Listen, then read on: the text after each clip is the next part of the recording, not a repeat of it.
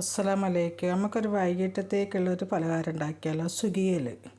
അതിനാവശ്യമുള്ള സാധനങ്ങൾ എന്തൊക്കെയാണെന്ന് വെച്ചാൽ നമുക്ക് നോക്കാം.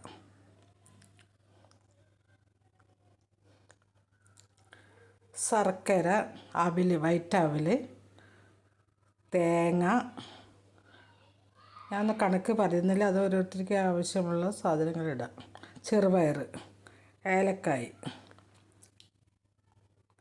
ശർക്കര നല്ലതുപോലെ പൊടിക്കണം. കാരണം നമ്മൾ എന്തെങ്കിലും ഇട്ടിട്ട് മിക്സിയിൽ പൊടിക്കുക അങ്ങനെ എന്തെങ്കിലും ചെയ്യാൻ. ഞാൻ ശർക്കര പാനി ആക്കിയിട്ടില്ല, ഇതിൽ തന്നെ പൊടിച്ചിട്ട് മിക്സ് ചെയ്യാൻ ചെയ്ത് ഇതെല്ലാം കൂടെ ആയിട്ട് മിക്സ് ചെയ്ത് വെച്ചിട്ട് നല്ലതുപോലെ ചെറുപയർ നല്ലതുപോലെ വെന്ത് പോയി. പക്ഷെ അങ്ങനെ വേവാത്തതാണ് നല്ലതൊന്ന് കടിക്കണം, അതാണ് കൂടുതൽ രുചി.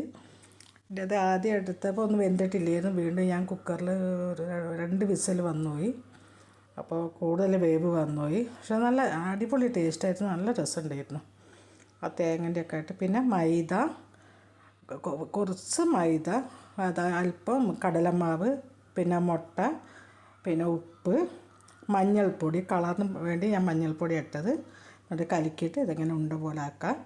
എന്നിട്ട് ഈ പൊടീൻ്റെ അകത്ത് നോക്കിയിട്ട് നമുക്ക് ഓയിൽ പൊരിച്ചെടുക്കാം. നല്ല നല്ല ഒരു പലഹാരമായിരുന്നു, നല്ല ടേസ്റ്റ് ഉണ്ടായിരുന്നു. ഞാൻ ശർക്കരയൊക്കെ കുറച്ച് കൂടുതൽ ഇട്ടതുകൊണ്ട് ചെറുപയർ കുറവായിരുന്നു, അവിൽ കടിക്കുന്നതുകൊണ്ട് നല്ല രുചി ഉണ്ടായിരുന്നു. എല്ലാവർക്കും ഇഷ്ടപ്പെടുന്ന ഒരു പലഹാരമാണ്. അല്പം ശർക്കര ആയതുകൊണ്ട് കൂടുതൽ പ്രശ്നമില്ലല്ലോ. പഞ്ചസാരനേക്കാൾ നല്ലതാണല്ലോ ശർക്കര. പക്ഷെ നല്ലൊരു പലഹാരമായിരുന്നു. എല്ലാവരും ഉണ്ടാക്കി നോക്കണം. നല്ലൊരു പലഹാരമാണ്, നിങ്ങളെല്ലാവരും ഉണ്ടാക്കണം. എന്നിട്ട് എല്ലാവരും അഭിപ്രായം പറയണം. ഇതാണ് എൻ്റെ ഇന്നത്തെ 4 മണി പലഹാരം.